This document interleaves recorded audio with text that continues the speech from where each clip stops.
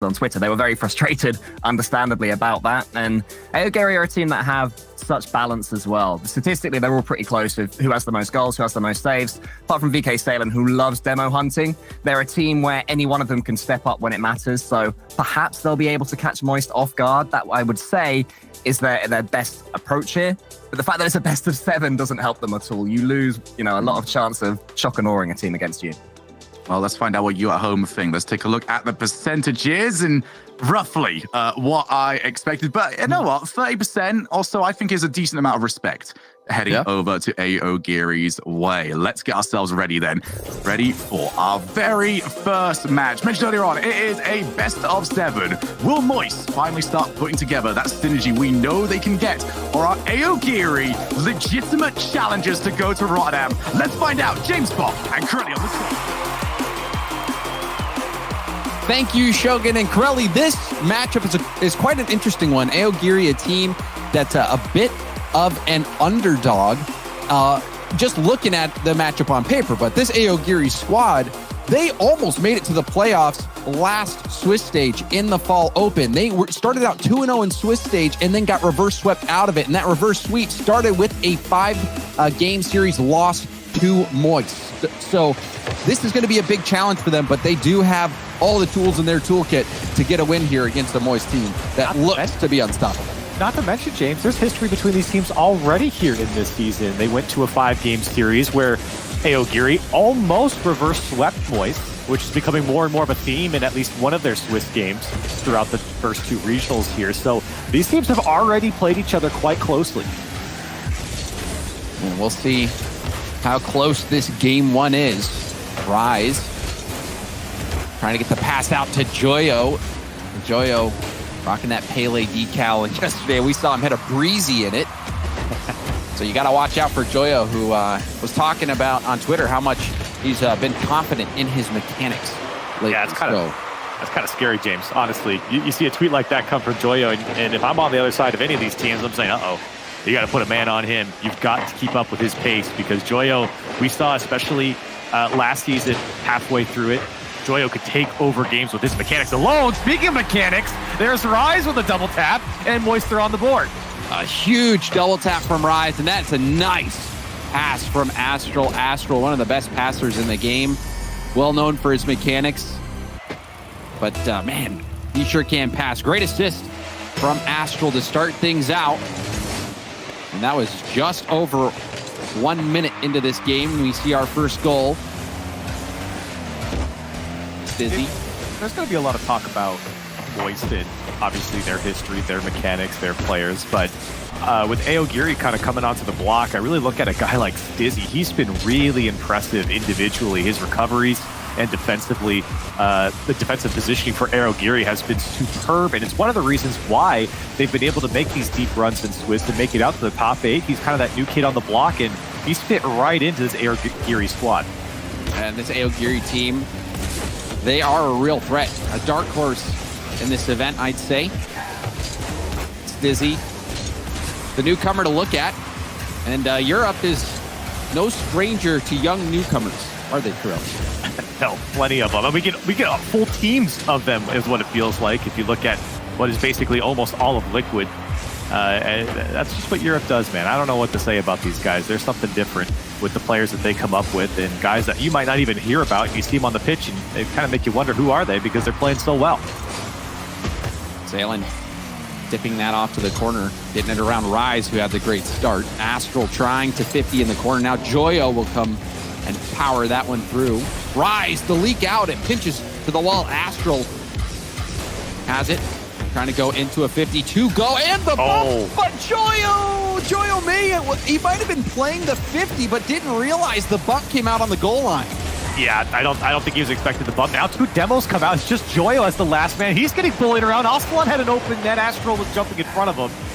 And Astral does come out with the save in the end. Some good demos coming out from Aogiri. They averaged the second most here in the Fall Cup at just over 4 a game. So it's going to be obviously a physical game from Aogiri already, as Dizzy takes one off of Astral and he makes the save once again. It's Dizzy. Down to Aslan. You know, we talked about new players But Aslan, a player that's been around for quite some time. I remember I first got to meet Aslan back at DreamHack Montreal on GC Aura, if you remember that tournament. Wow. So Aslan has been playing at the highest level for quite some time. Having great success here so far with Aogiri, but now we see Salen getting bullied. Really no hope for that. I was on Stizzy's point of view. He just stopped driving.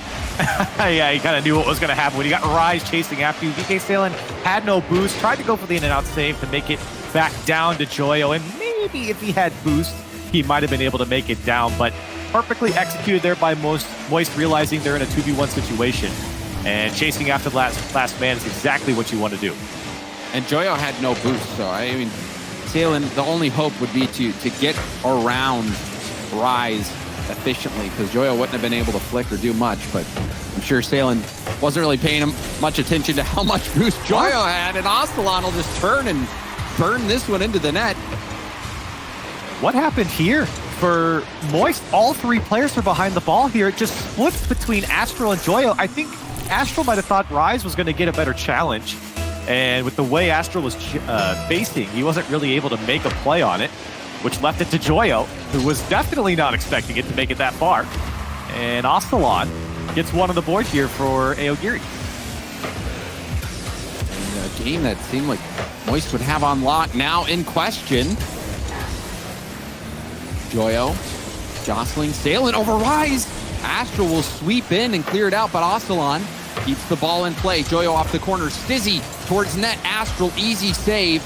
Salen off the wall, trying to get the pass out to the middle. We'll go for it again, but Rise will pinch this all the way out. And we have 30 seconds left in game one. Moist holding on to a lead, but starting to appear thinner and thinner. A little jumpy there in the third man for Aogiri, and now getting caught out once again. It feels like a lot of the goals coming from Moist is just Aogiri mispositioned here, not in front of the ball, no one able to make a play. You can see Rise has a free shot in the corner of the box. Well, Stizzy had I mean, he was so close to getting that double tap. Needed a little bit more boost. But you saw his teammates were playing as if he already had the double tap. And so when he missed it, that's all she wrote. And now Moist, they let Aogiri get within one with that misrotation, but Rise has had a stellar first game, scoring 2. And that one denied on the goal line as well. Great start for Moist. Oh, absolutely. And then Johnny Boy said that Moist is kind of up on this uptrend. I agree partially. I think some of these series have been a little messy from Moist. They still have that ice. Rise is still that guy to close out some of these series. And this is one of those series where I feel like if Moist is going to be the real deal again this season, they have to beat Aogiri. And they already have one time, as I mentioned earlier, in the Fall Open, but it was very close in a 3-2. And I think in this particular game 1 here in the Fall Cup, Aogiri didn't come out, I think, as strong as I expected them to. It was a bit of a muted start from them. I think Moist definitely took advantage of the opportunities given to them with some of that open space and some of the expectations not really meeting reality on some of the touches there. So Moist definitely more consistent here in game 1. Yes, they were more consistent. Rise just putting some shots on target. You also saw Aogiri. They had the double tap play with Stizzy where everyone thought he was going to get the double tap off the sidewall. Didn't happen. That kind of fizzled their game out. But the silver lining for Aogiri is that this is a best of 7. So they have a lot of time to recoup and regain and get back into the series. But Corelli, you said you have a few reservations on the analysis from Johnny Boy that Moist is on the up and up. We got to see them yesterday versus Karmine Corp, the team that knocked them out in the semifinals of the Fall Open. And Moist was able to take them down, and it looked pretty commanding as well. And Joyo was a big part of that series. Didn't even have to do much in that first game. So if Joyo starts to get activated, they might make quick work of Aogiri. Oh, don't get me wrong. Moist definitely have that extra gear to click into. And what's funny is when I say something like that, they've actually performed quite well against most of the top teams. It's the team below that. They almost got reverse swept by Turbo Clappers. They lost to Vitality, who admittedly has been playing quite well here in this Fall Cup, but are they the real deal? That's another question for me as well. So for the teams under the top, I feel like Moist has been playing them a bit closer than I would have liked, at least for how comfortable I feel Moist should be playing against these teams below them. They've been quite close. Moist have high expectations after their performance last season. Major champions, but lost a big piece of the puzzle with Vatira's departure, but Astral so far has been looking good, stepping in. Now in game 2, we're seeing offense come out from Aogiri. Stizzy will get another touch on that. It's going to make it awkward. Ostalon to the center of the field, but Astral will clear it out. Astral picking it back up. Ostalon that tip, shutting down the attack. Salen, tip high. Now going to the backboard. Astral will have an outlet pass and takes it, but it's cut off by Ostalon. And now the shot opportunity for Salen off the backboard. Joyo breaks up the play. Oh, you wish there was a little bit more power on that touch from VK Salen. Stizzy was there waiting to chase after it. It would have been a perfect setup as Moist was a bit caught out. The last man was stuck on his goal line. That's an opportunity you feel like Aogiri, albeit maybe just a half chance, got to come out with a better looking shot as Joyo beats 1 and 2 now. VK Salen the third. Rise, here's a shot for him, but Ostalon makes the save to get back. And Aogiri just hanging on their own goal line. Oh, it was fortunate for Aogiri that Astral couldn't get out of the way of that ball. That second touch, the first touch was great. It would have dropped straight down, but the second touch, launching it behind Joyo. Tough break for Moist. Now Stizzy with a 50. It's a good challenge, but Ostalon laid off. I think he was trying to fake out Astral, but Astral didn't bite. Both players turned off there, and now an opportunity for Joyo who's going back post.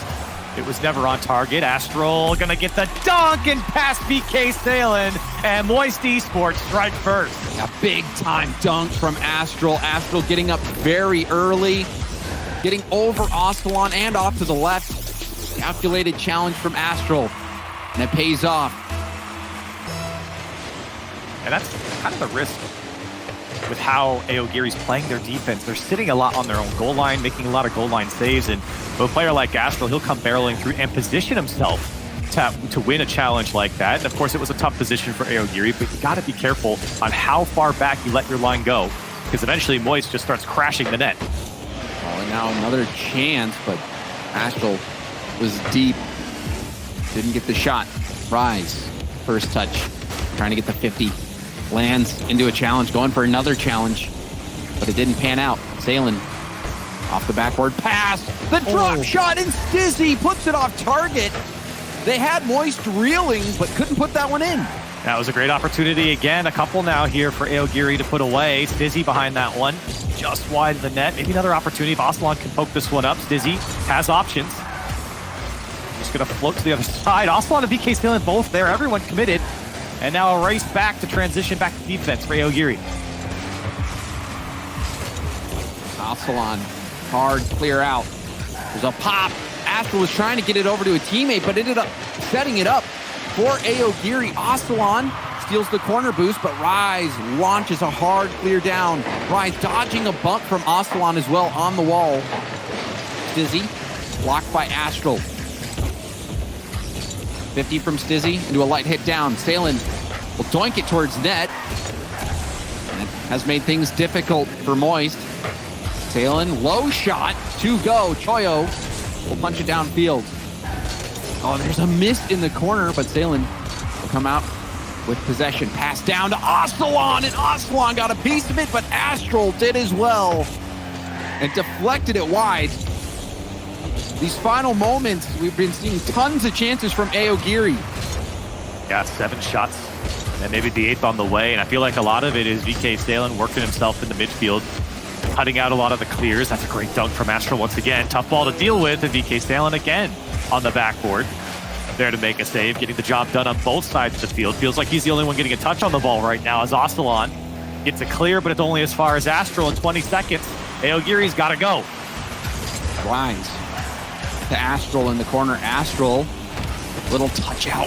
So well handled by Astral, who almost gets the 50 as well. Will steal the boost before getting demoed. But this game, I mean, last game, it was all Rise. This game, it was all Astral. Yeah. Astral defensively, and then offensively, the only goal that Moist got was off the Astral dunk. Well played. Hey. Astral, I mean, why not? Have Astral tip it to the ground. He was just sitting on the goal line waiting for that ball to come out. And that's smart, especially when it enters 0 seconds like that. I think for Aogiri, though, boy, they had a lot of shots here in this game. 8 against Moist, who they averaged the fewest amount of shots against them here in the Fall Cup. So to put up 8 is quite good for Aogiri, but with 0 goals, you kind of left scratching your head. BK Salen had 5 himself, and we talked about a couple of the chances that Aogiri had. They just could not put something at least dangerous on frame. And you look back at the scoreline, this is only a 1-goal game. This one definitely could have been flipped on its head had Aogiri put anything near the corners. And then you also think about that opportunity that Stizzy had. There, it was a pass out.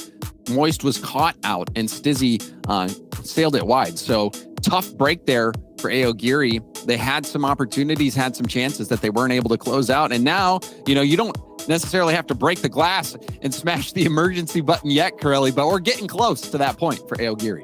Oh, definitely. And again, I think what's painful for these first 2 games is that I think Aogiri could have won both these games. And I don't just mean that, oh yeah, they had a little tiny percentage chance. No, I think they had a good opportunity to win in both these games, especially the second one where it was just a 1-goal game and they were out shooting their opponent. They were out shooting Moist. It's disappointing to walk away with no goals, and I think that's the biggest thing because they have great defense. The defense has actually been quite good. It's been dicey at some points, but who's hasn't here in this series? Moist also having those miscues as well. So for Aogiri, it's really about just converting on the opportunities afforded to them because they get plenty. See if they can find that extra little bit to convert.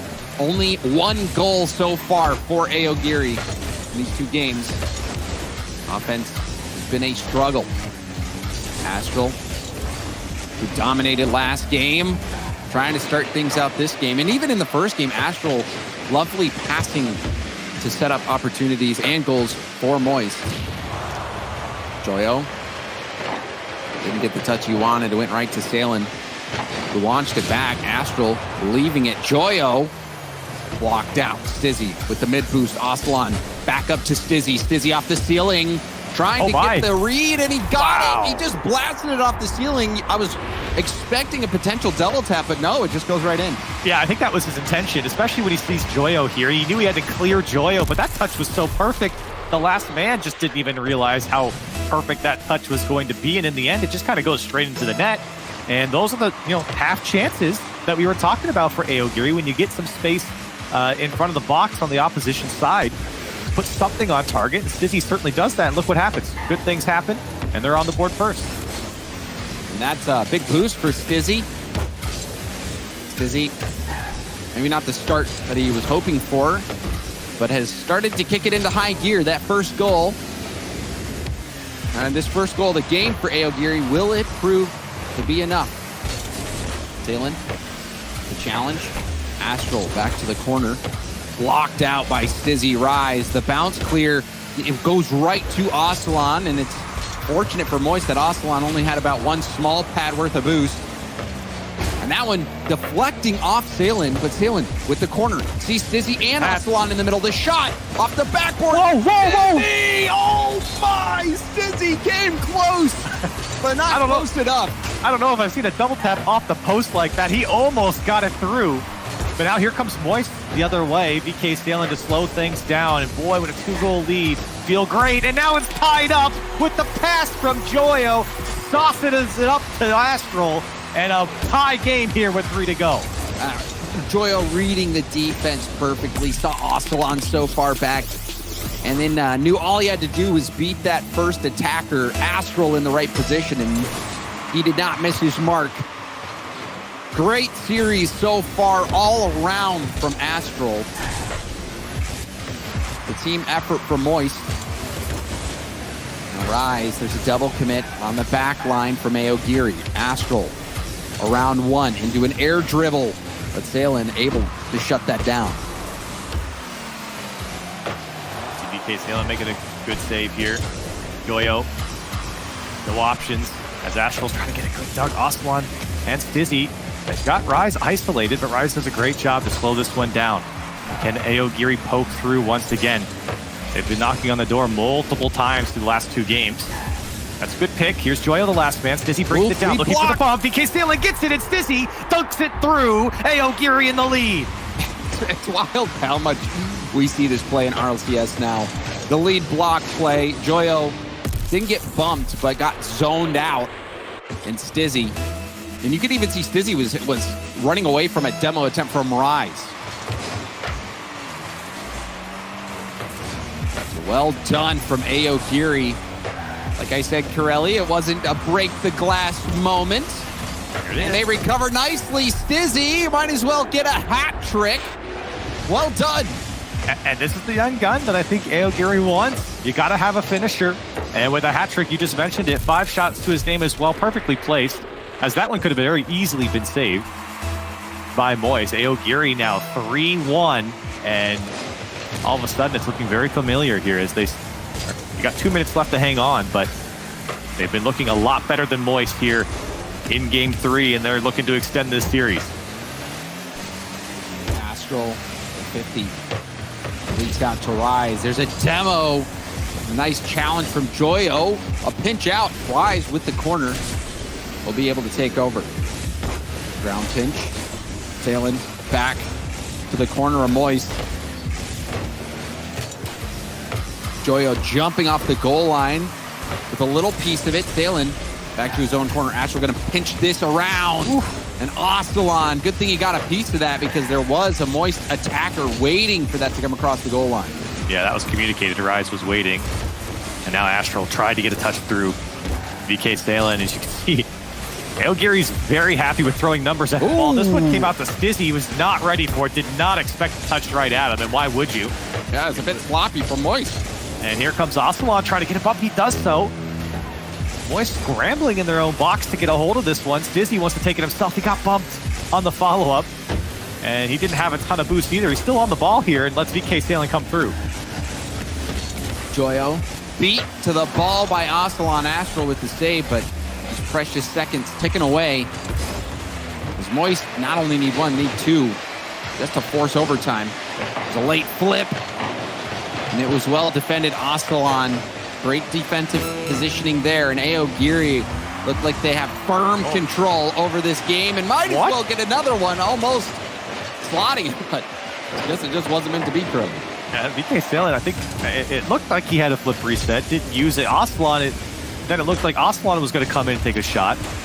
Moist were very confused, and now nobody hitting the ball there. Jorby would call that a whifty-whifty. 7 seconds left, and Aogiri starting the march back against Moist. Here's another one for Stizzy. 4 here in Game 3 for Stizzy. He's looked stellar for Aogiri. But did you see the pass? Look at this. Oh, the backflip. Waiting till the final moment to use it. Sailing off the ceiling. Taking advantage of that late flip.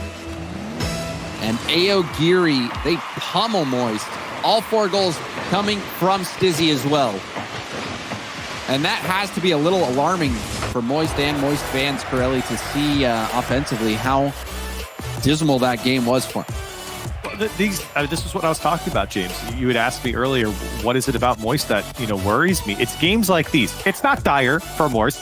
They're still in the lead in the series. They were decent here in this game. It wasn't abysmal from Moist, but these are the types of games that I just kind of feel like they should be closing out a series like this. They shouldn't be taking their foot off the pedal. And I feel like against a team like Aogiri, Moist should be 3-0ing. And they've gone to Game 5 once before, having to stave off the reverse sweep against Aogiri. And it's, like I said earlier, at the closing moments of that game, it's starting to look very similar, where Aogiri picks up that pace. They take over the game. They take control.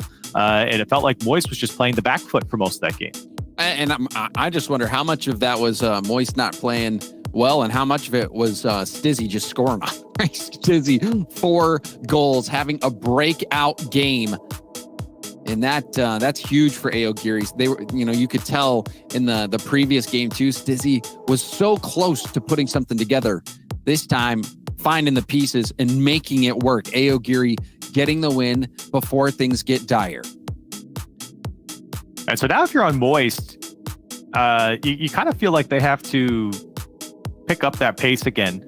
A lot of their opportunities that came early in the series came from crashing the net, the speed to the ball in the opposition's final third. Astral. He's been a huge playmaker for Moist so far, and he's been quiet in that previous game. An interesting change. Joyo no longer on that Pele Octane. Has switched things up for a Fennec. And a lot of time, I mean, it's the same hitbox, Corelli, but sometimes it just is the mental. Oh, there was a team bump. Oh my goodness, look at this. Is comical. Did you see that? What? Look at this team bump. This is hilarious. Oh no. Oh wow. And they went far too. I mean, you can see Joyo has the entire half. It was comical. That was unlucky. It almost seemed like slapstick humor. You draw that one up to be a little unlucky there. Moist. They might be piling on. Rise, second touch. Moist. This is the mark of a good team, Corelli, is when you recognize that your opponents are struggling a bit and you have the ability to land that low blow. That was a low blow right there. Aogiri, despite that game win, have had a really rough start in Game 4. Yeah, that's definitely not the way you want to start. Here's another opportunity for Joyo, and Aslan with a great read. You got to stop the bleeding here if you Aogiri go back to that high-paced offense. Gets Dizzy behind the ball, and that's a great air dribble. VK Stalin puts one towards net. It's an easy save for Joyo in the end. And Joyo once more getting a touch to clear this one out. It's Dizzy going for the block. Trying to get that read off Rise, but Rise saw it coming. It's Dizzy, backward pass. Good shot opportunity. It bounces off the crossbar and out. That is a must-score chance for Aogiri. They're still on the ball here. Stizzy might work some magic. VK Stalin has an opportunity, but it's too high off the crossbar. Moist fourth man coming through huge, and now they might turn it on its head as Joyo tried to get a dunk through the defense. And once again, James, this was the criticism we had of Aogiri, is they've got to convert those chances afforded to them, and they come out with nothing, and I think 2 great chances there. That was.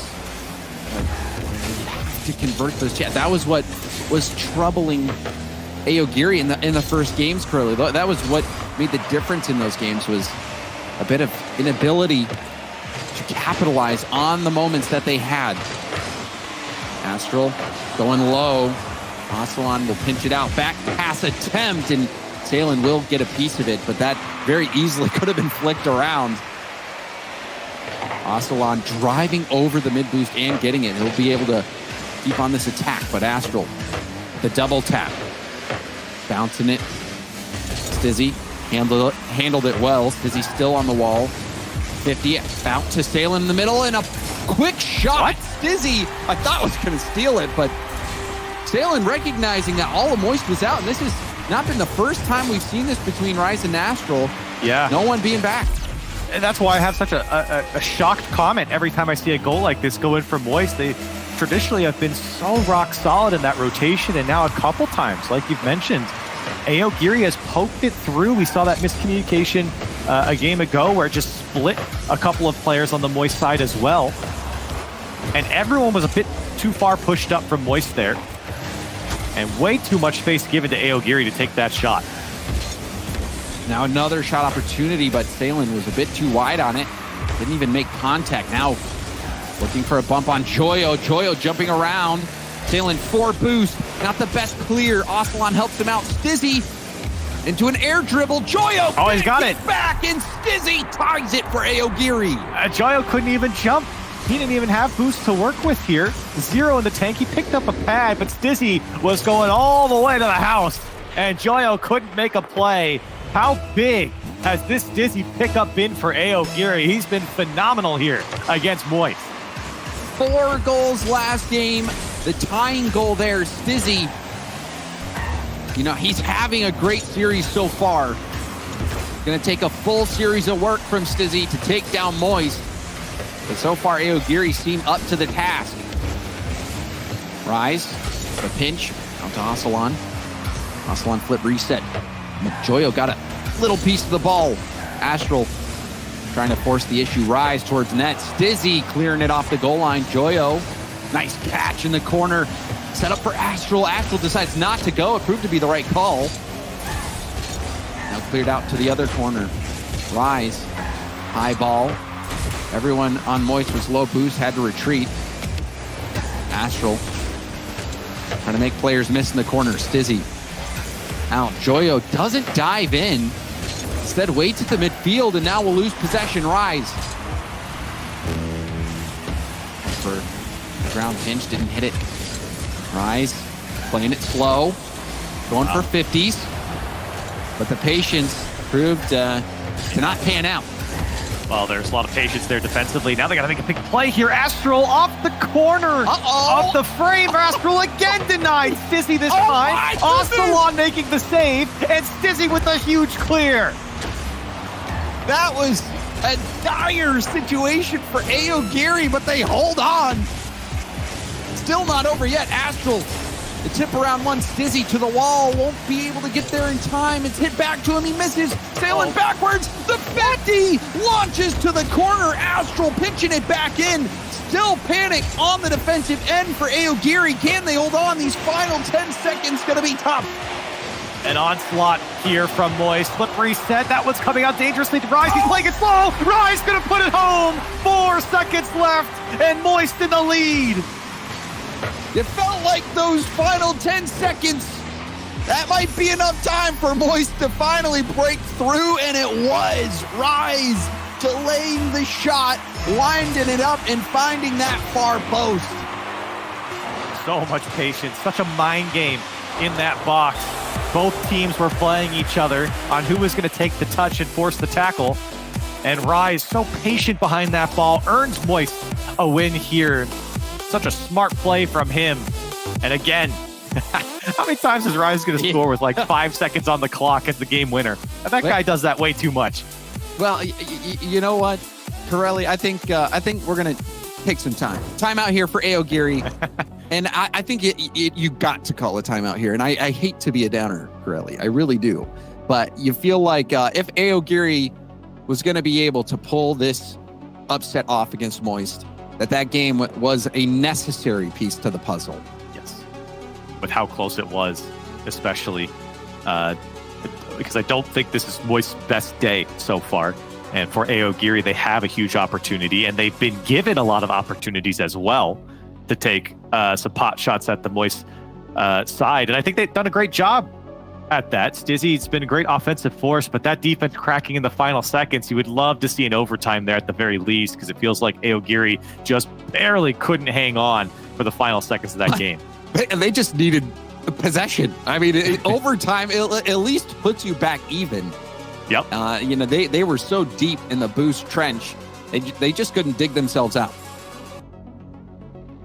I think for Moist, this was a kind of a return to form. This was something that I was asking for, is crash the net, keep the pressure on, relentless attack, especially from Astral. He's cut that rotation so much. Johnny Boy mentioned it on the desk as well. I think that's a really good point, is that he likes to turn back into that play. That's what gives all of the Astral teams that we've seen him on that kind of unrelenting pressure. And he's doing it here against Moist because he's so smart in knowing when to turn back around, cut in front of that rotation, and that communication and trust between his teammates is really important as well, to recognize that it's happening. And you can see what it does for a team's offense. Moist, shot after shot, opportunity after opportunity, and possession is the key word, to hold onto that ball for so long. That's what gave finally Moist the opportunity to win. And Corelli, you really do you got to start focusing on the major and getting to the major. And with a European region that has been, especially in this event, so chaotic for Moist, this is massive. They are going to not let off the gas whatsoever. One more game win, and they'll be securing that top 4 spot, locking in those extra points, and it makes their chances of going to Rotterdam that much better. You want to go to LAN, you got to beat the big boys. For Aogiri, this is the opportunity. They've got to dig deep. This is not going to be an easy matchup. And coming off that timeout, you hope that they can bring something new to the table. Astral right now passing to Rise. That shot directly at VK Salen. As right now, Moist looking to just take back over. Astral, long air dribble. Joyo trying to pinch. He does get it, and it's in! What? Joyo! That was lovely! My guy's tweeting about his mechanics. Look at his pinches as he gets it. Actually came off the wall. He just waited for his split. Yeah. It was like the most close double tap you could possibly do off the wall. Yeah. But I mean, you could just tell from the way he was setting it up. That was what he was going for. Oh, absolutely. And it worked out. And for Moist, that is a demoralizing goal for Aogiri. And oh, hold on a second. Aogiri gets one back here. Aslan puts it away for the pass from Stizzy, who's just working up the sideline. Oh, how demoralizing was it? Aslan able to slot that one through, and more confusion. You see Astral and Joyo both covering the same exact spot on the back wall. It seemed like there was a bit of confusion, some boost issues for Moist. Gonna have to figure that out. You wonder, Karel, is it because Wasteland is so dry that Moist is struggling? Oh my, where'd you get that one from? You just come up with that one? I did. I haven't thought of that one before. That's good, James. And I believe though that they lost Aqueduct, so, or maybe they won. Well, yeah, it would prove you wrong if they were to win here. So we'll see. We have to get a stat on that. We got D-Rec on it. Yeah, we got D-Rec on it. They won. So it all makes sense. Joyo in the corner. Now Astral laying off. Still gets you see just sailing, waiting, saying, "Okay, all right, someone, feel free to come." Stizzy the drop pass, and Rise almost had an angle there. The defense from Aogiri caught out just for a moment, but able to get back in time. Miss from Stizzy. Little pop. Astral getting a piece of it. Stizzy back to the corner. Stizzy staying upfield. Miss from Rise. And Aslan will launch to the other wall. And gets up to beat out Joyo. Joyo didn't get the mid boost either, and that allowed Aslan to get it on his way in, which allows him to go for this ball here. Now off the ceiling. Dangerous. Aslan almost reading that. Joyo trying to clear that down. Now a chance for Stizzy. Stizzy, he got 50'd. Rise with an important challenge there. That will relieve tons of pressure for Moist. And Aogiri's line was really pushed up there. It was a full court press from them. And that was great work from Moist. You got to give him credit defensively. Done a great job to push off that Aogiri offense. And they've been a little stingy. They'd like to have their first man on Aogiri really chase the ball around inside the box. They kind of let him work, and they're very patient to see if he wins a challenge or just forces a tackle and make the ball kind of pop out for them. You can see how ball chasey they get in the box, and it works quite well. Now Astral almost had Rise there at the top of the box, but Aogiri does well to deal with it. Astral pop around two. Pinch pass attempt. It was a nice ball, but Aslan was expecting it to be right. And now pinch out. Joyo almost in position for the shot. And now Salen, big lob. A miss from Astral. What? And it's in! The long-range shot from Salen finds its mark. Now I'm curious if Astral, he comes up and he tried to press the ball, but then the shot just came too quickly. He couldn't get there in time. I thought maybe he might have just went into it a little bit late. But no, he reacted just in time. It was the perfect shot right over his head. And Aogiri sitting in the lead. And those are always really tough situations as the third man when your teammate puts a pass off the wall. It's like you have to do that calculus in the moment of, do I go for it? Is it better to go for it? Or, do I rotate back? And now Joyo! He ties things up for Moist when it was starting to look pretty bad. But they get their feet back under him, Krell. Off bounce there for Aogiri with that touch from Astral, and Joyo was perfectly positioned to read that bounce when it was so rough, and a quick response from Moist puts us back at 2s apiece. Aogiri, there's a big bump. Aogiri had a close game that they dropped, Corelli. They're gonna need this win here. They have their backs to the wall. On that one, almost going in, rebound opportunity, and that's dropped by Joyo. Hat trick for Joyo, and a shot that was very weak here. Stizzy, was just trying to read the play, but Joyo does a great job to go under him, and with Stizzy as the last man, that one's going to bounce in uncontested. And Moist come roaring back here in Game 5. And they're looking to take this series in the final minute. See if Aogiri has anything left in the tank. As their offense has been stifled, Moist have kicked it up a notch. They clamped down on the offense of Aogiri. We have not seen it for the last couple minutes. Well, there's a big pinch, though. This could be awkward for Joyo. Stizzy not able to get a piece of it. Joyo even getting his own boost, now in position to receive a pass for Astral. Instead, goes for the bump. Astral went for the flick, and the attack dies out. Astral over Rise had pre-jumped, so that dies out. Stizzy to Astalon. Astalon slowed down by Rise, who's back to the ball. Tried to get the flick, but it wasn't enough. Now Joyo off the sidewall. Last chance. There's a double commit from Aogiri, and now the lead from Astral. Final seconds tick away, and that's gonna do it. Moist in 5 games take down Aogiri and are moving on to the semis.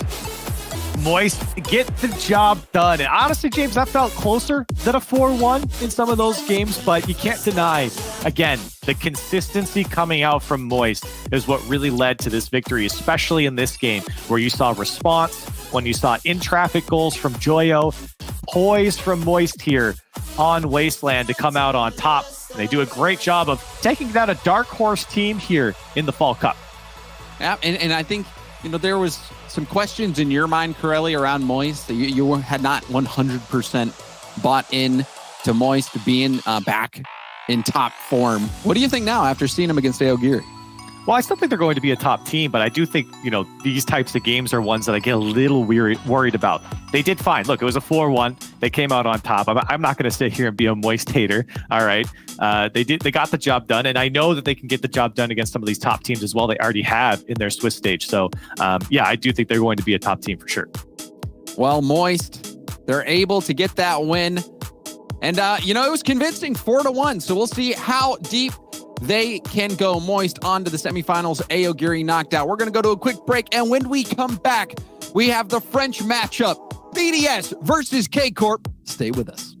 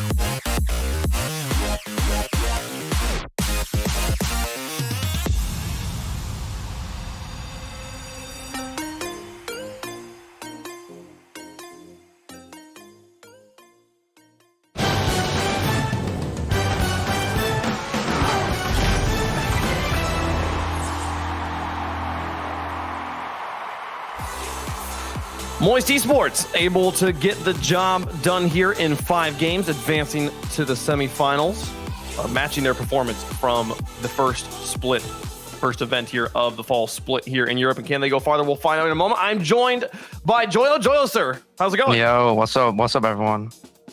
Good to see you, man. Here, walk me through that match from your perspective. I mean, I don't really remember matches, but it was all right. I mean, we managed them well. I don't know. It was a weird team to play against, but you know, we did well against them. Well, I wanted to talk about game 3 there, where you guys are up by 2. It seems things are pretty well under control. Game 3 comes out. They win by, I think, 3 goals or 3 goals there. I feel like from a fan's perspective, you're when you're watching RLCS, you tune in on the weekends, you see a team get an early lead like that, and then a game in the middle of the series seems to go completely other way. It can be a little confusing. What happens with you guys in that moment? I mean, I don't know, man. They just go ball chase. So is it the other team creating a new dynamic? Were they adapting to you, and it was a slow change on y'all's part? I don't know. I literally don't know. The series was so weird. I mean, they're a weird team with like demos and random pre-jumps and ball chasing and stuff, but we just played how we wanted to, and it worked. Yeah, well, you were able to get it done here. Probably nice to have the weird teams not in the bracket anymore. Talk to me about Europe in general here. I mean, we've been seeing a lot of depth in A, and we've already seen many of the teams that made it into the top 8 in the first event not make it back here in event number 2. How do you feel about the field of competition in Europe right now? I mean, Europe's weird. I thought it'd be like really top heavy at the start, and there wouldn't be many teams breaking in the top 8, but I mean, it seems like some of the top teams are frauding out, so I don't know. Well, we'll continue to understand it better together as these events continue in the fall. Joel, I don't want to keep you too long here, but we got BDS versus K Corp in the next match. Winner of that advances to play you in the semifinals. Who would you rather see? I'd like to beat Karmine twice. Why not? Beat Karmine twice. Get revenge again here, folks. Joel, thank you so much for taking the time to talk with us. Good luck in the semifinals. Thank you very much.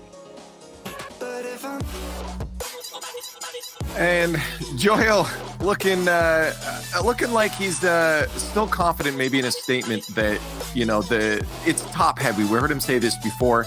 Cole and Daz joining me here. Daz, do you believe him? Do you think that, you know, the region is still top heavy, and maybe it's just because I don't know. He said some top teams are frauding out, so maybe he's changed his mind. He also said that he just doesn't know on a lot of stuff, so I don't know if he knows really. Like, we got to wait for him to kind of figure that out. But you know, the way the Moist are playing, they look like one of those teams that are set to take those top spots, like everybody has predicted. Everybody else has kind of been moving around and shaking things up a little bit. So we'll have to see how the rest of the day goes. But for him and for Aogiri in this matchup against Aogiri, I mean, it just seemed like they were just in control for that entire match. Aogiri threw out a couple of punches back, but it just wasn't enough. I had that series going to 6, and they finished it in 5.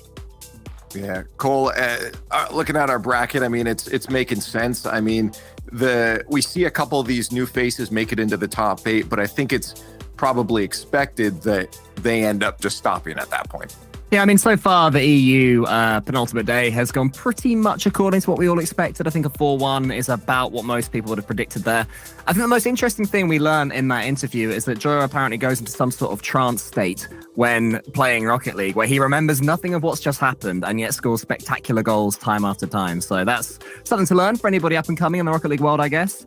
I think it's always difficult with the EU to say that it's going to be top heavy, because there's always about 15 teams that are going to break through. So yeah, it's a risky thing to say anytime. Let's talk about our next matchup then. Joyo says he wants to face off against Karmine Corp, but they're going up against BDS. Two of the top dogs in the European region about to duke it out. BDS, though, last time, Daz, this was where their journey ended. And I know that they want to make sure that doesn't happen again. Yeah, for Team BDS, you know, they ended up dropping in the quarterfinals of the last event to Quadrant. Fortunately for them, Quadrant is on the other side of the bracket. That being said, it was a Game 7 series. And for BDS, I'm sure that was not where they wanted to go out at all. I feel like this team wants to get kind of back on that top spot as the defending world champions. Come on now. But for Karmine Corp, I mean, I think that with this addition to Vatira, they've looked like a threat here too. It's going to be a close matchup, but I'm still on that BDS train right now, Leaf. Yeah, I think I'm the same as you there, Daz. I think that BDS showed yesterday why they can never be counted out. It was a champions performance from them. World champions performance going 3-0 in an EU Swiss. I've got a horrible feeling they're going to sort of take out some frustrations on Karmine Corp today, because I don't know about you two, but I didn't see enough from Karmine Corp to suggest that they can make it to a finals again based on yesterday's performance. But I mean, how often do we see it where a team struggles in Swiss and then turns it on in the playoffs? So it might be the complete clean rewrite that they need. Well, what do you think, chat? We know you have opinions. Let's get the fan vote rolling. Hashtags in the chat, BDS and a KC. As for us, we know what your guys' predictions already are. So let's throw this up there. I want to say off the bat, I'm doing something weird, and I'm going to agree with Stumpy. Yeah. Leaf, why is he? Why did you get his little goblin claws in your mind? Well, someone needed to represent his terrible takes. No one needed to represent his terrible takes. Oh, we didn't. I thought we had to have the weird one on the show. Okay. Well, can you convince me why I've just made a terrible, grave mistake, Cole? No, do you know what? No, it's not a terrible, grave mistake by any means. Okay. Karmine Corp, the finalists from last time out, and I'd love to know why you think they're going to beat BDS here. Yeah, well, I mean, here's the thing. We've seen BDS, granted, they win a lot of the Game 5s, but they've been going to Game 5s so much, especially in this season, coming into this new season. So to me, it feels like there's some sort of roadblock that might get in their way again. And we saw it. They dropped out in the top 8. They didn't make it to top 4 in the last regional. I have something to go off of. They didn't make it past this point. So with K-Corp, they've been looking like overall a solid top 4 team every time. So I have to think they're going to end up in a top 4, and BDS didn't end up in top 4. So Look, you make a good point. You make a good point, but at the same time, there's a little bit of an argument against that from how K-Corp played yesterday. That was a little bit of what Cole was talking about too. They went round 5 to a Game 5 against Team Liquid. Now, keep in mind, Team Liquid's a good team, but there were a lot of top teams in that round 5 that honestly probably shouldn't have been there. I think K-Corp's one of them, especially if you're going off that basis that, hey, you know, this team did really extraordinarily well in that last event. I'm just not seeing the consistency there. That being said, I do think you have a point. I think we're in for a very close series. Maybe even 7 games here. I mean, I'm hoping so. Chat, let's get you on the board here too. Can you back me up? Yes. What? Wow. To be fair, the Karmine Corp army, of course. Yeah, I forgot that they had an army of 16 trillion French people who were like, Karmine Corp, yeah. To count for bias and to count for that, like, what is the error rate? What percent do we take off to make sure this isn't? I think this is the lowest I've ever seen actually Karmine Corp. Like 50. They got an army, fam.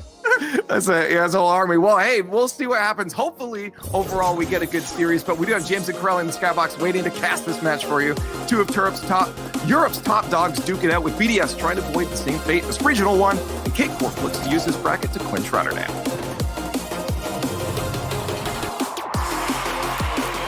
Corelli, Team BDS fell at this very point in the last regional event. They got eliminated by Quadrant, the other team that went undefeated in Swiss.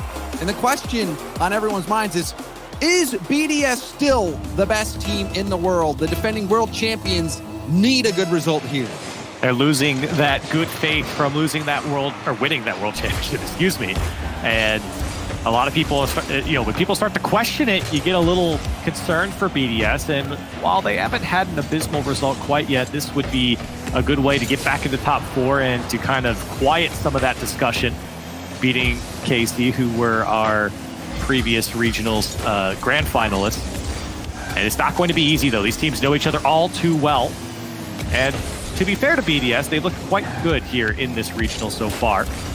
The last time they played, they were not so lucky. That's a huge save for Seiko on the goal line. How did he pull that one out? I don't understand how that was kept out. Seiko, we will need the frame-by-frame analysis of that save. That ball looked like it completely crossed the line. I didn't even see any of it sticking out. That was crazy. And the way he had to approach it, too, that's so hard to keep out cleanly. That's usually an own goal. Monkey Moon now going to the backboard. No boost. Won't get a second touch. Extras there for the tap-in, and BDS on the board. This is a heartbreaking start for K-Corp. Exotic just missed the backboard read. Just missed it. Unreal. Extra easy goal for him. Team BDS, they're smiling right now, Corelli.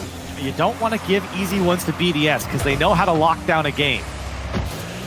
And that one might come back to haunt KC here as we venture through the first minute and a half of game one.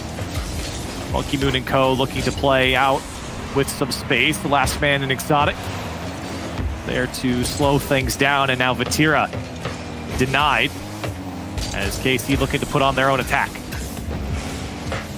Seiko just weaves his way around, launches it towards net, barely kept out by Vatira.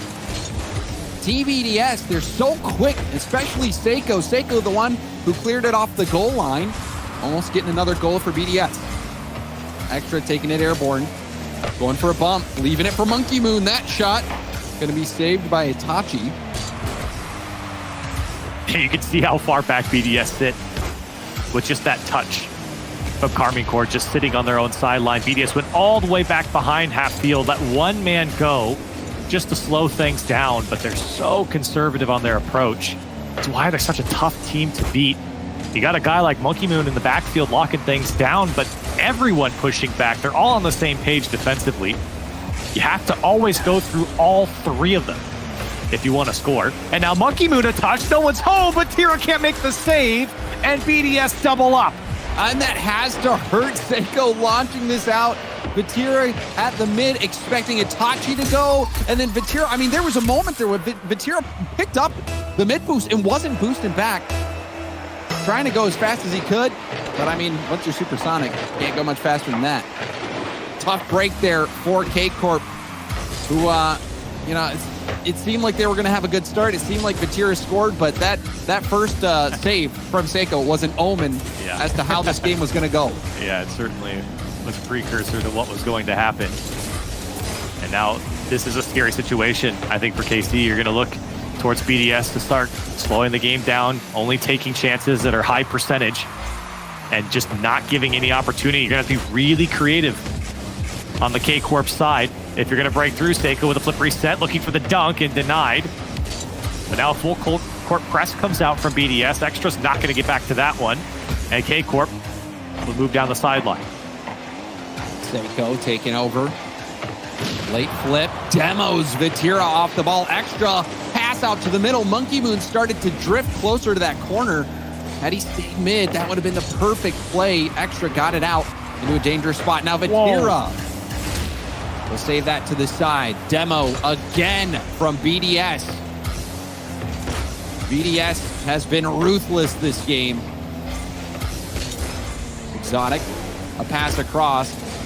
Vatira, first touch. Do a 50, rebound out. No one's going to be there. BDS currently out shooting K-Corp 9-3. And a lot of those came in their 2 goals where they just put on the pressure. And K-Corp, who normally does average close to 8 or 9 shots a game, excuse me, that's been really stifled here. 3 shots to their name and really not showing a lot of pressure or control right now. I think BDS, again, kind of showing why their defense is so good. Itachi, though, going to drop it down off the post. And still, K-Corp can't break through. That has to hurt. It's like getting kicked in the same spot twice. K-Corp, that one just off Gets the silver. Oh, whoa! Seiko with the elevation on the ground pitch, getting his flip reset. That was a highlight. There's no way anyone's going to save that one. Not with the speed he just pinched it at. And why does he have so much space to come down inside of the box? That's a little head scratching from K-Corp to allow Seiko. You know he can get the pinch there, but to allow him to come down cleanly is just mind-boggling. And watching that one back, and a 3-goal lead, and surely the win here in Game 1 for BDS. Complete control and annihilation of K-Corp here in Game 1. I mean, you could tell that after those first few moments for K-Corp, they were bent out of shape, and then Seiko comes along and breaks them all together. Team BDS, that Game 1, you wonder how a team can bounce back. That was really rough for K-Corp. The save off the goal line from Seiko, the miss from Exotic on the backboard read, which normally, is a read that these players will make, 10 times out of 10 most of the time. Look at that replay of Seiko making that save. So close. Wow. Oh my. And then to have Monkey Moon had so much faith, was coming in to sweep that off the line. There was the backboard. That was just crazy. Some insane stuff. And to be fair, I think BDS also got the benefit of the post in the fourth man there a couple times. K-Corp, where that close Itachi's shot there at the end that came off the left side post as well. Slow start for K-Corp, no doubt about that. I think that's very plain to see. I think BDS came in ready to play today. They are very locked in. I don't think they made a single mistake throughout that game. And that's a scary thing. When BDS comes locked in, you don't have to get the beast going. You've got to step up your game. K-Corp, we're looking at you right now. And we're saying, what else do you have? Because Game 1 was not it. Game 1 tough for BDS. And Seiko and Fatir both, I believe, in the running for Rookie of the Year. And this is, an award that they're fighting for. I saw a little back and forth on Twitter, Corelli, where I don't know if you saw the same thread with Seiko and Vatira, but there was some chippy words that were shared between them. And I think that shot from Seiko maybe settling some of the debate. Yeah, that's the fun thing about the French is they are very aware of each other's accomplishments, and they're always trying to one-up each other. That's the competitive nature of the country of France and all their players in Rocket League. They are so competitive, and they want the glory, they want the accolades, they want to be the best. One of these teams currently is the best, as they proved it last season. We all know that K-Corp, with a bit of time here, could certainly be that type of team. And beating BDS, again, would be a great way to show it. I mean, you say BDS is the best, but Corelli, you have to remember, they fell out. They fell out relatively early in the last event, according to BDS standards. So there's no guarantees. BDS certainly want to lock in as many points as they can for that Rotterdam Major, and I think pretty much everyone expected, if there's one team in any of the regions that will make it, it would be BDS. So they need this result here. That shot off the crossbar, rebound to Extra, and the rebound is good. The rebound is crucial here from Extra. You've got to put this one away from the players. There's a lot of traffic inside of the goal, and Itachi went all the way to the back as he was trying to make the initial save, and Extra slots it to the right side. BDS able to take advantage of the chaos in the backfield. They strike first. Yannick, the 50. Field pass. Itachi. Out to the corner. Now Itachi will stay in the play and gets his wheels back under him. The tip doesn't get around Extra. Extra with the 50. Exotic had a good one as well. Wanted to flick that, but Monkey Moon closing down the angle. Now Monkey Moon flip reset. It's high, and Vatira hits it off the ceiling. Extra back down to the corner. You can see a bit of panic there for a moment, but Exotic able to settle the ball down. Yeah, that was a great first touch from Exotic, away from all the pressure and into space on his own side. Was able to collect and then move out. Very smart from him. Now the pass across. Vatira finds Exotic off the post. Ball up there for Itachi. No, it's not going to be saved. What? How did that not go in? Monkey Moon saved it off his post, and a free clear for him as BDS get out. It is K-Corp curse. They still haven't scored in this series. I mean, you could make a montage for how many close calls they've had, but still scoreless. K-Corp. That has to hurt. I'm not gonna lie, I thought it was in off the initial save, but it came off the inside corner. Monkey Moon using the frame to get that one out. My goodness, and this has got to be frustrating for K-Corp. I mean, they've had plenty of great opportunities here. It's not for a lack of trying. BDS's defense have just held strong, even by just a thread here. They've been able to deny K-Corp on every single one of these very creative and tough attacks to deal with. This is a nice play, right into a bump, but Extra was recognizing early the fact that his teammate was getting bumped and was able to get there in time, clearing it out. Now Seiko, self-pass off the backboard. Itachi breaking up the play. Monkey Moon pinch back to the corner. BDS tightening the screws. K-Corp managed to break out. Exotic, no boost to keep that play going. Seiko, first touch, trying to get a touch to the corner. There's an infield pass, but no one from K-Corp there. You see K-Corp very scrambled. Here's a free opportunity for Vatira. Flip reset, dunk. It's gonna drop in for Vatira. K-Corp finally get on the board, and they do it in style with Vatira. Look at the space he's afforded, and finally a good look at the last man isolated on the goal line. Dunks it in, and we're tied. Oh, and getting that over Seiko as well. Vatira, a highlight play. Maybe that is the turning point for K-Corp. They had many chances, very easily could have won game one. Now game two. They tied up late, final minute. Itachi, hit by Extra. Now Monkey Moon towards net. A panic play, but Vatira able to keep the ball close.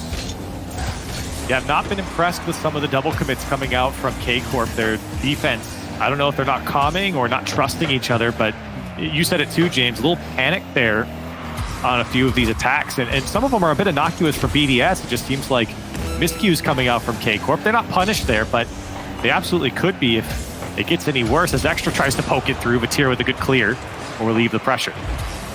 Exotic had Itachi waiting on the far post, but couldn't get the ball to him. Vatira turns, launches it high, but gets demoed. Now to Monkey Moon. Monkey Moon testing the backboard defense. Exotic was maybe looking for Vatira. That pinch will send it all the way downfield. Itachi, early jump. Monkey Moon trying to get the ball to the ground, but Vatira keeps it in play. Extra, now down to the corner, and it touches. We've got overtime on Aquadome. Good boys here from K-Corp to get to overtime. They've threatened a couple times now in those waning moments to break through the BDS defense. They've got to do it again. Certainly don't want to go down 2-0 here in this best of 7. Tachi also trying to push it through. Vatira looking for options, trying to get it back across. Extra will poke it out with Seiko's help. And BDS get out. Vatira, the last man, has to race back. And Itachi there does get a touch, and BDS will boom it back to the other side. Here's Extra looking for two, and Vatira once again on the back wall, making a touch. And that was well done by Extra, bailing out of the double tap, instead trying to get the dunk, and got the touch back to Seiko. Now Itachi, air dribble pinch attempt. Stay on the wall, gets help from Vatira. That ball hard across net. Monkey Moon didn't get much of it. Now an open opportunity. Itachi launches it dead center. And K-Corp get the game win in game 2, and they tie up the series. And this is important. The good communication coming out here from Itachi and Vatira. Vatira leaving that one for Itachi to wind up a bullet to the back of the net. Great work from K-Corp to stay in this series. It's not going to be easy here against BDS, but they proved they could take them down. And that is a huge regain for K-Corp. K-Corp, I mean, you could feel for him, really. With how many chances they had, how many did not pan out, but they kept on trucking. And that really, the turning point of the game was the flip reset dunk Vatira had over Seiko. Right. And they have to just keep chipping away at BDS. It takes those types of opportunities to break through. Look at that save coming off both the crossbar and the post. And a good drive there from Itachi to put through. You can see he's hyped up about that. That one meant a lot to them because we know, you could just see it on the face cams how badly they want to beat this BDS squad, and to drive home one like that, especially with the way that game developed, it's got to feel good for K-Corp. Certainly, K-Corp with the response there, the hype from Itachi, as you saw on the cams up there in the top right. Itachi, that game-winning goal, massive for K-Corp, and it has been, you know, we're only 2 games into this, Corelli, and you can already tell it's going to be a brawl. It absolutely is. I mean, you see not only in the attacks from K-Corp, but you can also see the defense from BDS has been so stingy. I keep mentioning how hard it's going to be to score against BDS. I mean, statistically, they've been one of the hardest teams to score so far in the Fall Cup. Second in goals against at 1.25, second in opponent shooting percentage at 15%, holding their opponents to 15% shooting percentage. It is not easy to break through these boys on orange. Yes, many people's top pick, but if K-Corp, I mean, K-Corp could have won game 1 if things went well for them. Maybe that first goal from Vatira that was cleared off the goal line from Seiko. We saw many chances. Team BDS go down here. That's 2 top 8 finishes. That really puts them in jeopardy at even making the Rotterdam Major. So this, the importance of this series cannot be understated. K-Corp already making it to the finals. They're sitting pretty on points.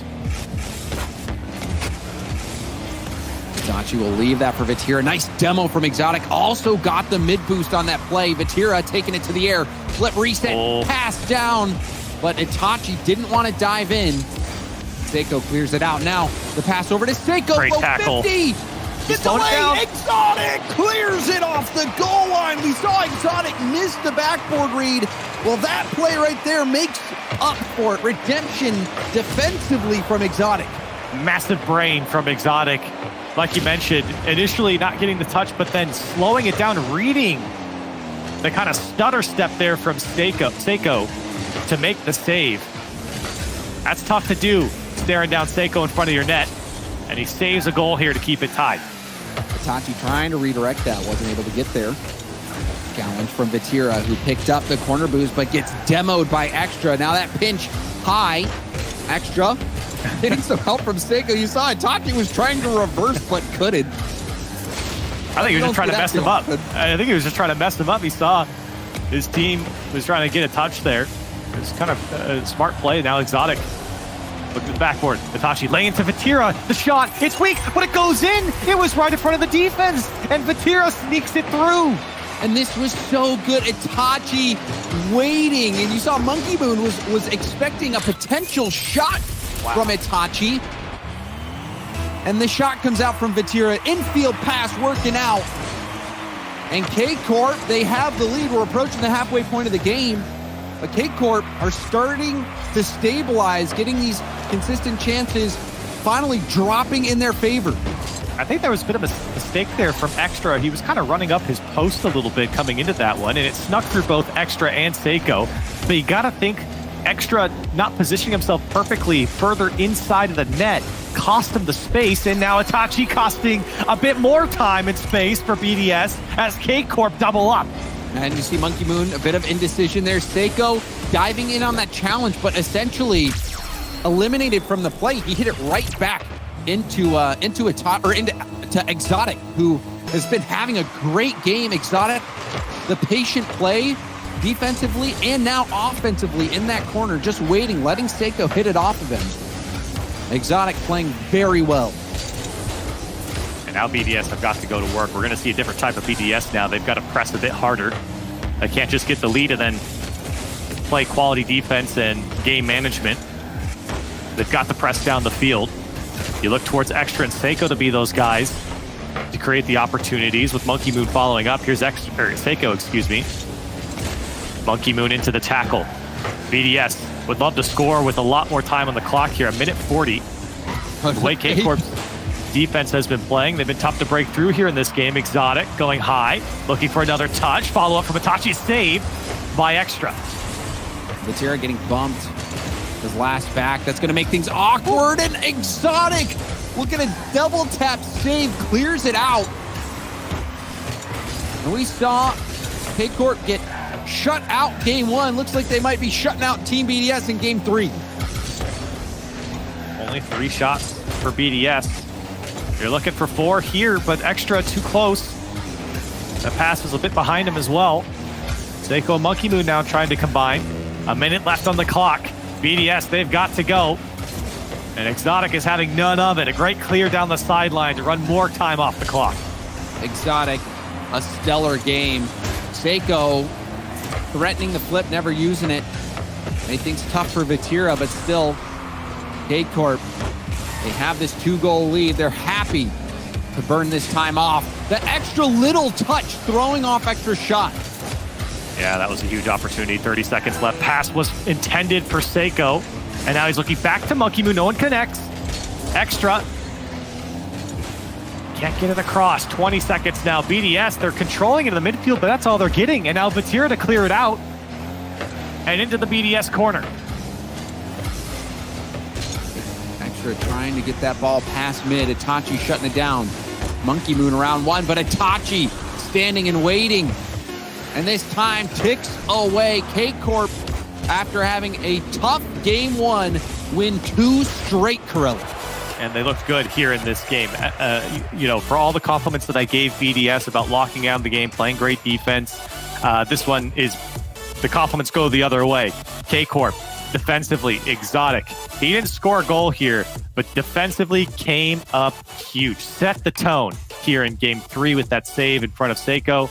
And BDS now going to be taking a timeout. They did not like the way game 3 went, and I don't blame them, because the way K-Corp played to shut them out, to put up 2 goals, and to really not allow BDS, especially in that final minute, with how much control BDS had, James, they weren't really able to put on a shot. I don't think they actually ever did. K-Corp shut them down before they even had a chance to. Yeah, and I mean, it was those little efforts. Itachi breaking up extra shot on net, and all around, K-Corp getting confident. You could tell even in game 1, they were a huge threat, but the goals just weren't dropping. Now they're dropping. And this game particularly, you said, Exotic didn't score a goal, but that play in the corner where he just waits patiently, let Seiko hit it into him. He was able to put that out into the middle and get a goal. And then also the double tap save from Exotic. Also the save from Exotic where Seiko was trying to mind game, slow things down, but Exotic read it and was able to get the stop. Not all big plays are goals, and Exotic reminding you of that. I really like what we're seeing from both teams here in this timeout. Look at how much command both the coaches kind of own with these teams. Everyone turned their chairs, looking around, paying attention to their coaches. Maybe not Itachi's looking away right now, but on BDS, they were all turned and looking at their coach, listening as he was, yeah, there we go. There's a good shot of them. Look, they're all listening to him. There's a lot of command here from these coaches. They're well respected with their players, and clearly the coaches have a lot to say here in this timeout, and I don't blame them. There's a lot to break down, and I think for BDS especially, it was a little frustrating in that previous game.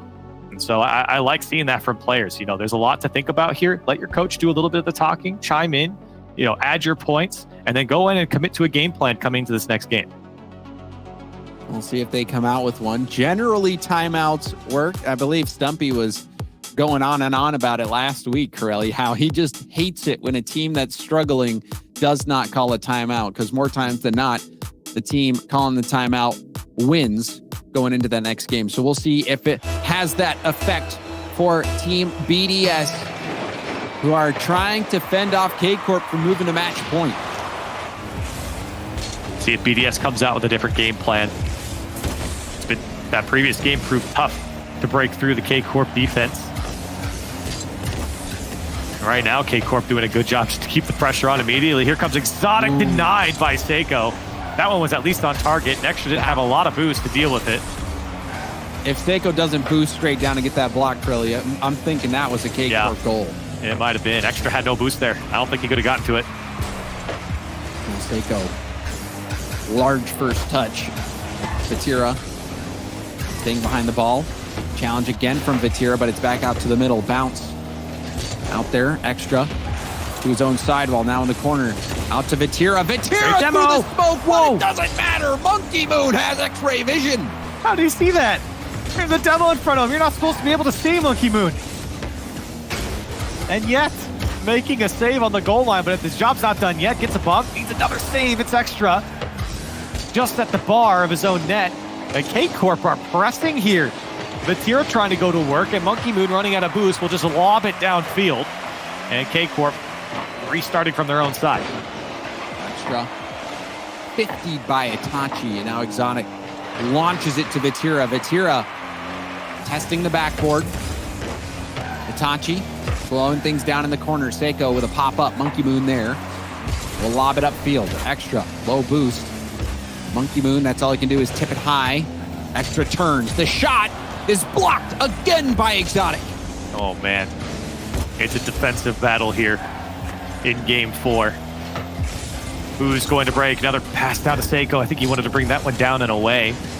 But K-Corp sweeps the ball away from him. Now Monkey Moon. Time and space. Look how much time Monkey Moon has. And Vatira does well to defend. And now Vatira back the other way. It's wide open. He's got no boost, but he's got a goal. And K-Corp will take the lead. Oh, I just don't understand it. Extra. Where was Extra going on that? We'd have to see. Again, just going all in. But that was a bit strange. I don't know. I didn't have enough angles to break that one down. It's not very BDS-like to send so many people that far up and to not have control of the ball. And K-Corp did a good job just, I think, catching him out. But you're right, I didn't see how far Extra went up and why he was there in the first place, as he was the closest to being the last man. And K-Corp benefits as they sit with a 1-goal lead at halftime. And before that play, we saw multiple double commits by K-Corp. And I mean, maybe it was just throwing off the positioning game. Another save. Exotic backwards, able to keep that one out. And now Itachi rolling it by 1. Vatira with possession. The 50, Itachi backflipped and couldn't keep the play alive. 5 shots on BDS, 5 saves. Make it 6 shots on BDS, 6 saves from K-Corp. Now Monkey Moon trying to go through as well. It's now 7, as BDS has just been denied every single time they've gone for the net. Extra with no boost, having to deal with Vatira in front of his face. Seiko will get a good demo on Exotic. And less than 2 minutes to go. BDS still hunting for their first. Throwing it down. Seiko, the tip up. Extra, trying to double it. It's no good. Team BDS, the defending world champs, they are in a pickle right now. I need something to drop. Is it Seiko? No, denied again. Just over a minute now. Monkey Moon, I've got to get something going here. Seiko's got options to his left, going to take it himself into the corner. This one going to pinch out. And BDS again forced to restart from the midfield, looking very reminiscent to the ending of the previous game, where K-Corp just locked down on their own side, did not allow any shots coming from BDS. This one, left side, denied by Exotic. Exotic, the guardian of the K-Corp net. And no one and nothing is permitted entrance. Monkey Moon on his own backboard. Stopped by Vatira, the tip out, Itachi.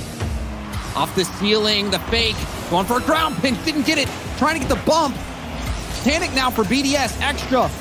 Clearing it out, but it's not too far. Extra, or Exotic rather, getting bumped by Monkey Moon, and that was key because Exotic, if he turns for that. Oh, hold on. Oh, we got it. From Seiko over Vatira. How did he manage that? Oh, that was so crucial for BDS. You could see Monkey Moon diving into the box, and then Vatira tried to get the save, but Seiko was still coming down. A great dunk from Seiko, and BDS tie it up with 15 seconds on the clock. That is an impact play. Itachi over 1. Oh, Itachi's got the ice. Oh my, Itachi with all the boost in the world to work with, and the backboard read. 9 seconds on the clock, and the response comes immediately from K-Corp. Oh my! Right when there's, I said impact play from Seiko. Now that is an impact play. Last chance for BDS in field, but the demo comes through. Extra was ready for the pass, but guess what? K-Corp had other plans. That is soul crushing from K-Corp. And while BDS might have closed out game 1 in controlled fashion, it's heartbreak for BDS here in game 4. And K-Corp putting on a defensive masterclass, denying just about everything from BDS. And then to put a shot away like that from Itachi, that's how you do it to demoralize your opponent. And what a game, what a series we have on our hands. I am in shock, Corelli. The first game that was in favor of BDS, I was thinking, man, they're just going to get K-Corp's number. It was heartbreaking, that save on the goal line. Then following that up with the multiple chances that were close, but not close enough for K-Corp. But they really have turned a corner after losing game 1, winning game 2 in overtime. That Vatira flip reset dunk play over Seiko, that was the turning point in the entire series. And since then, K-Corp's not let off the gas. Itachi has had a phenomenal series as well. Really, everyone from K-Corp having these iconic plays and standing tall in very key moments. Yeah. And now 1 game away from knocking BDS out in the round of 8 once more.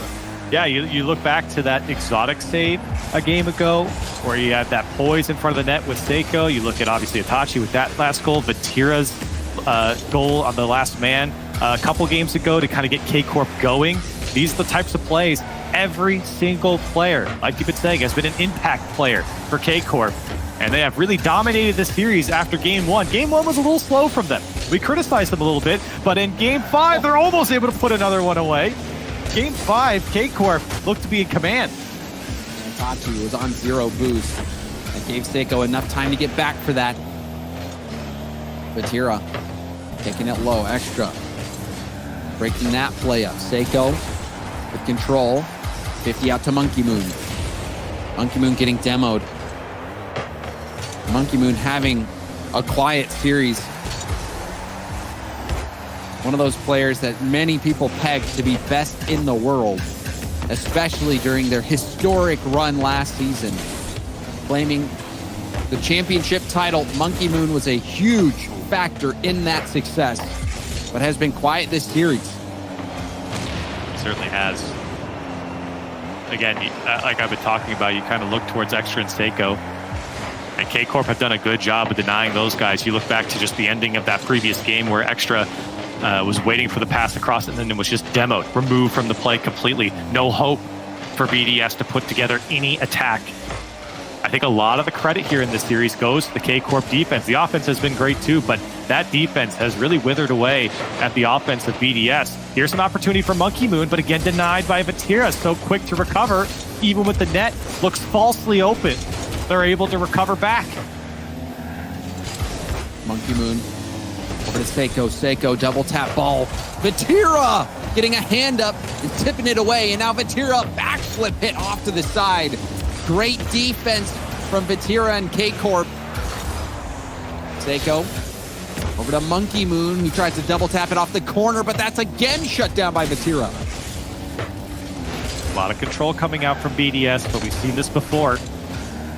K-Corp deny. And so far, they certainly have 2 saves on the 2 shots of BDS. Extra, try to get a bump. Denied by Vatira once more. You can see K-Corp starting to split at the seams. Exotic clearing that ball out. Exotic again, infield pass. Seiko couldn't get the ball elevated over Itachi. Another 50. Vatira demos Monkey Moon outright, but now the shot will come in. Exotic getting back just in time. Ooh, gets the mid boost, the little delay. The demo. Air dribble, the extra touch doesn't get around Seiko. Seiko defends it well through the smoke. You're not seeing a lot of offense come out from K-Corp, but that was the scariest chance I think they've had. Only 2 shots to their name, to the 4 of BDS. Itachi's dunked. Vatira, who's been so crucial on the backboard here for K-Corp. That time on the ground, getting an important touch to get K-Corp out. You can tell the delicate situation. This tournament life for BDS. And there's a miss from Monkey Moon! And Tachi with the punish! What? Monkey Moon has been so clinical defensively, but that ball was just put behind him. He had no chance at it. What a fantastic touch from Exotic. And Tachi, again, is just the guy there to clean things up for K-Corp. How many times has he been there in this series to put away the ball that's been popped out? And now Extra has a chance. He'll put this one on target off the crossbar. Immediate response from BDS. And that is a regain. Beautiful pass from Monkey Moon. And BDS stabilized. And you're right, Corelli. Monkey Moon on that play before was probably just expecting a 50. And once it bounces behind you like that, there's really nothing you can do. And a great regain this time from BDS. And a low shot. Trying to get forced through from Exotic. Extra against Vatira. Vatira to Itachi. And a good challenge by Monkey Moon. Be down Exotic. The slow play. 50 by Monkey Moon. Itachi now to the corner. Infield pass broken up by Itachi. Vatira. Again 50. BDS's challenges, their 50s have been quite good. Preventing K-Corp from breaking out. Oh, no, don't go. Oh, what? Oh, that has to hurt. An own goal from K-Corp. What happened? Why did Itachi even go for this? He had plenty of time just to leave it for Vatira. He didn't have to go. He must have felt the pressure. Disaster for K-Corp here in the final 30 seconds. That was tragic. Now Itachi trying to make up for it, but not going to work out. Exotic, the 50. Itachi rolling up the wall in the corner now off the ceiling. 50s it over to Exotic. Exotic, high hit off the backboard. Monkey Moon doesn't make the read, but it's still cleared deep into the Karmine Corp half. And that hit off to the corner doesn't end things. Itachi with the pass into Vatira. Vatira off the backboard. Seiko going to be there. And now Seiko trying to end it. Exotic keeping the ball in play. Pass out to the middle. That pinch down to the ground. And Team BDS fend off elimination. It was a bit precarious, but they do. Timeout. Itachi just spammed in chat. All caps. All caps. Timeout. And I don't blame him. That's got to be Itachi just calling for the timeout as well, because I would be tilted giving up a goal like that if I'm Itachi, and obviously he didn't mean to, but that own goal. Wait, what are you telling me he didn't mean to? You're saying people don't want to score on their Wait own a minute. Really? Crazy concept, but wrong net. And for Itachi, yeah, I think you got to take a second to cool off there. Obviously, coach having something to say, but I think this timeout is really just to calm down, because that was, as I mentioned, a disaster for K-Corp. From what was a great game here against BDS, a grueling game, a grindy game, to give up a goal like that is just painful.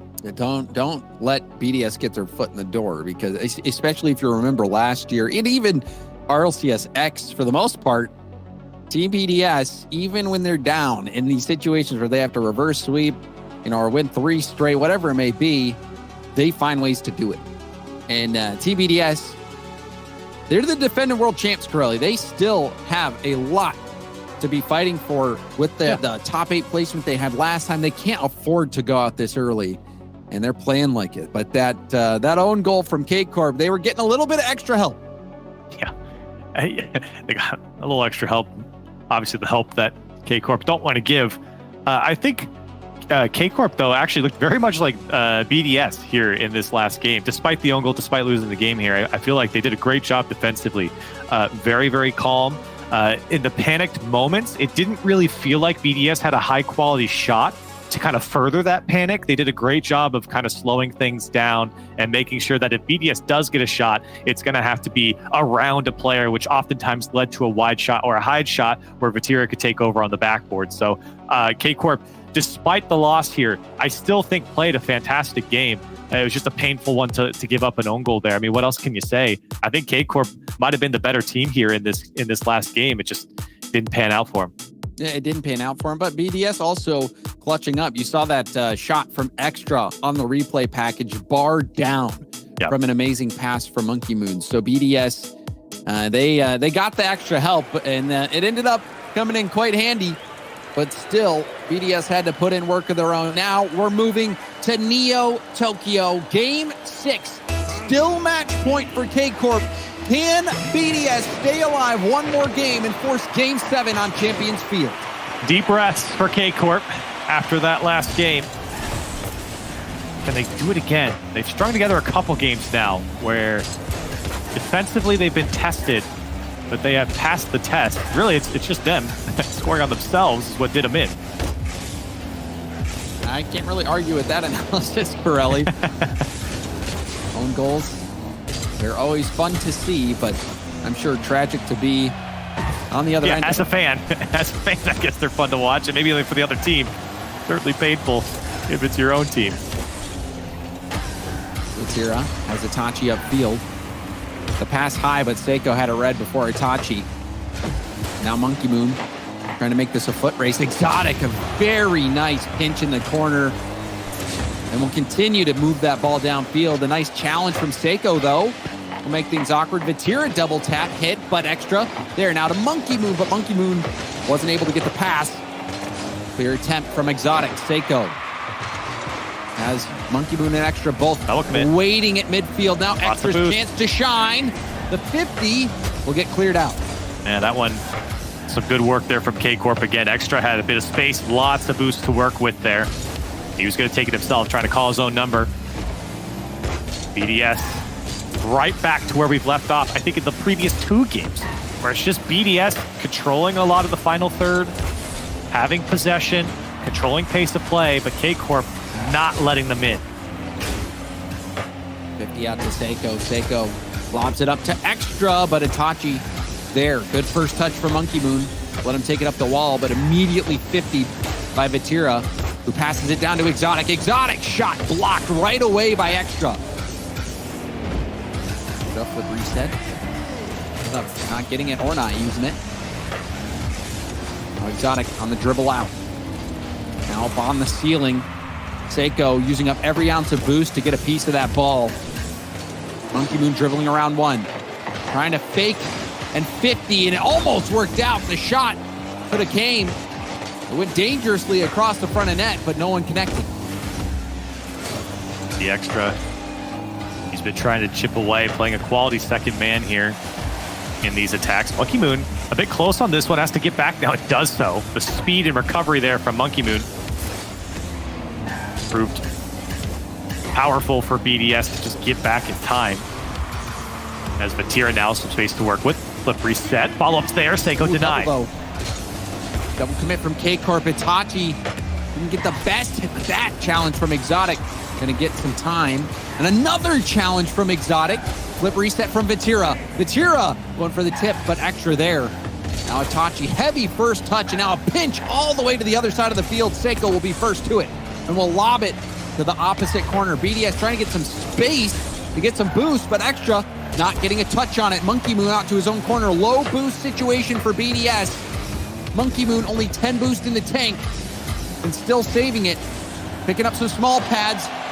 Finally being forced to use it. A nice clear from Extra. Now Itachi last back. Had to swing around before getting the corner boost. Vatira, the setup. No one there from K-Corp to take the shot. K-Corp's attacks seem to fizzle out much quicker than BDS's. They don't have a lot of follow-up. They're very conservative in their approach. They really like these high-arcing passes towards the ceiling to find each other. BDS are just going to be too quick. Now Seiko, big bounce, looking for the bump on Itachi. Monkey Moon trying to drop it down. Itachi still makes the save. Itachi was being threatened with the bump and still making the play. Vatira going for the bump, but Seiko had enough momentum to knock him back into the ball. K-Corp, they can smell victory. It's so close. This game's so close. Still scoreless with under a minute left to play. There's a demo from Extra. He's chasing. Monkey Moon trying to get the team pinch. Seiko doesn't connect on the hit. And now collected by K-Corp. First touch. Well done by Vatira. Vatira backward pass. Itachi another hit off the backward. Exotic. Oh, you saw Extra. He tried. Ending off that bump. If that bump connected, that would have been a shot chance for K-Corp. Yeah, that attempted bump there on Extra would have been crucial for the attack, or was crucial for the attack. This one comes in front of the box, and Extra and Monkey Moon combine. Extra credit with the save. Now it's being chased. The bump, Monkey Moon still comes out with the save. BDS are a brick wall.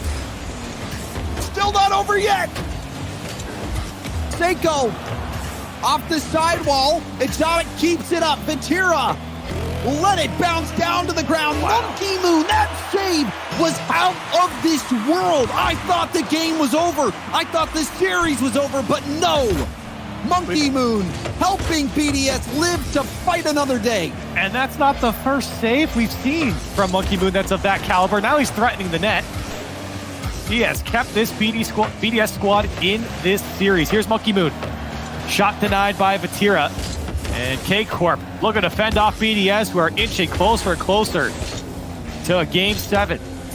Oh, if you're K-Corp, maybe you're starting to worry a bit. But that one off the ceiling, down to Vatira! What? Game over! Series over! K-Corp knockout Team BDS! This one just pitched over the defense. It's as simple as that. It was too hard of a pinch for the defense to catch up to. Vatira was downfield. And K-Corp come out on top, and a happy one to come out on top with how the previous game went with the own goal, letting that game slip away, letting the series almost slip away. K-Corp with a grinder comes out on top against BDS. This was not an easy win. Not an easy win by any measure.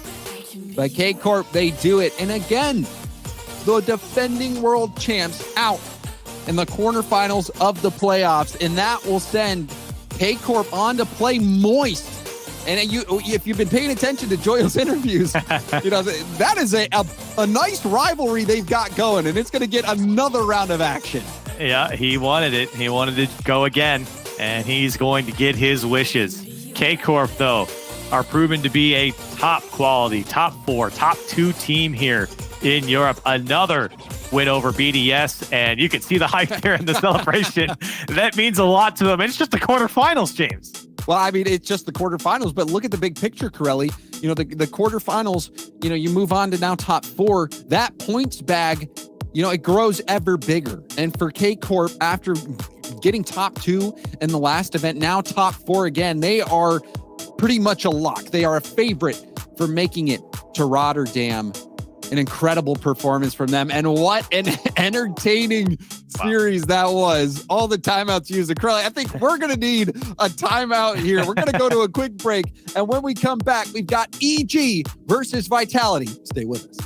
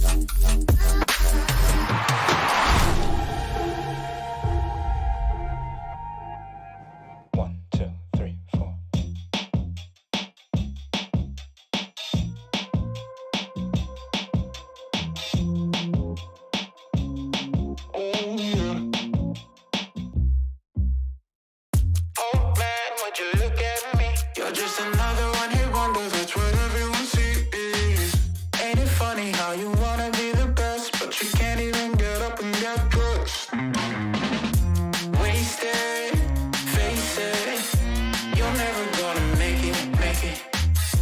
Rockstar, you won't get far. And I know you're confused. People tell you can be anything you wanna be. Wanna go to outer space, superhero in the streets. Oh man, what a lie, what a time to be alive. How have I survived? Life's a battlefield, 1974.